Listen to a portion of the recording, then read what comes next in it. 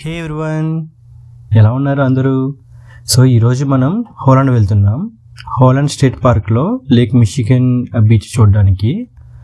So మీరు చూస్తున్నారు కదా ఇమేజెస్లో, ఇది ఎంత పెద్దది ఉందో. సో లేక్ మిషిగన్ అనేది చాలా పెద్దది. మాకు 2.5 hours జర్నీ ఉంది from Farmington hills.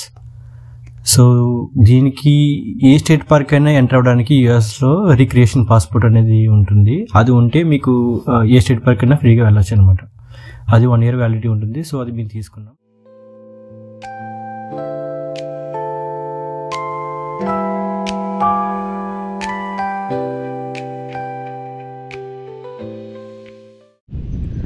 Welcome to lake Michigan.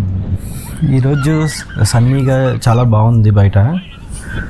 ఇక్కడ చూడండి, కొంతమంది మంచిగా బీచ్లో పడుకుని అలా ఎంజాయ్ చేస్తున్నారు. వీళ్ళు సన్ ట్యాన్ అవుతారు అనమాట ఇలా పడుకుని. చాలామంది ఇందులో బికినీస్ వేసుకున్నట్టున్నారు. సో మనం ఇక్కడ రికార్డింగ్ ఆఫ్ చేద్దాం. కొంచెం ముందుకు వెళ్ళిన తర్వాత మళ్ళీ రికార్డింగ్ స్టార్ట్ చేస్తాం.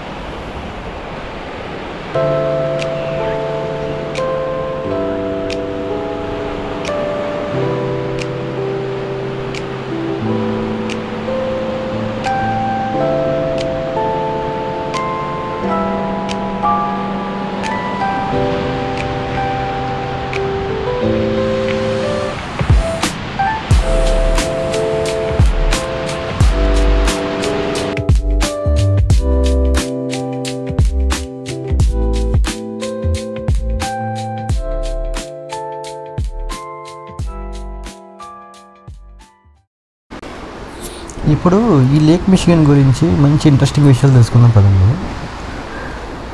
ప్రపంచంలో ఉన్న అతిపెద్ద మంచినీటి సరస్సుల్లో ఈ లేక్ మిషిగన్ అనేది 6వ అతిపెద్ద మంచినీటి సరస్సు.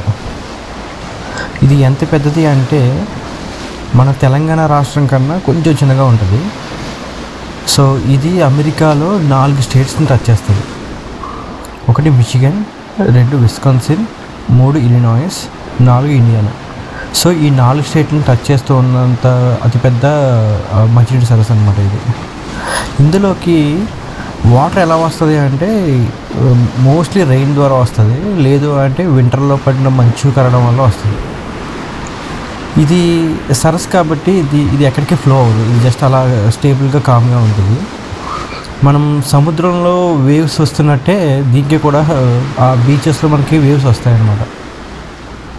గాలి వల్ల వీటి వల్ల వేవ్స్ వస్తాయి. సో చాలామంది ఈ బీచెస్లో మంచిగా సేద తీరుతూ ఉంటారు అనమాట ఈవినింగ్ టైం. సో ఒక లెక్క ప్రకారం ప్రస్తుతం ఉన్న ప్రపంచం మొత్తం ఈ లేక్ మిషిగన్లో ఉన్న వాటర్ తాగాలి అంటే ఆల్మోస్ట్ 500 years వరకు తాగొచ్చు అనమాట. పెద్దగా ఉంది.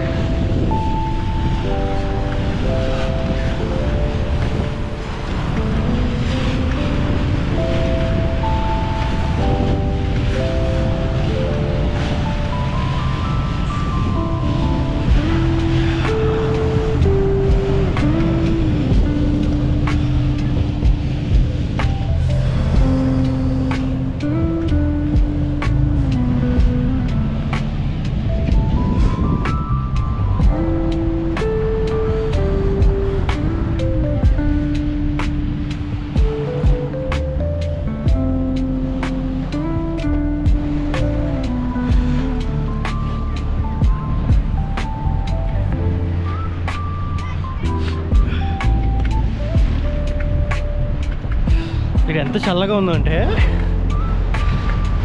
వణుకుతున్నాయి గజ గజ.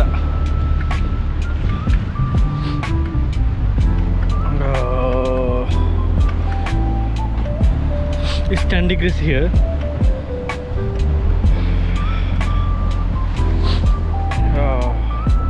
మనం ఇప్పుడు ఒట్టావా కౌంటీలో ఉన్నాం.